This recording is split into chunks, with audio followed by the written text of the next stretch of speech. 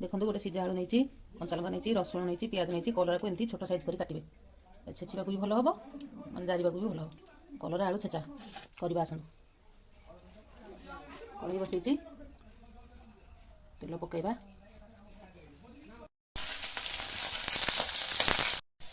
कलरा जारी गला देखो आपको आम काढ़ीदे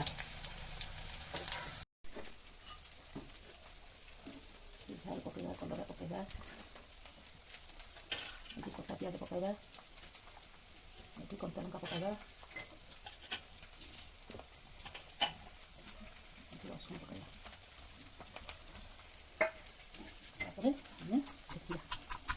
कलरा छेचा रेडी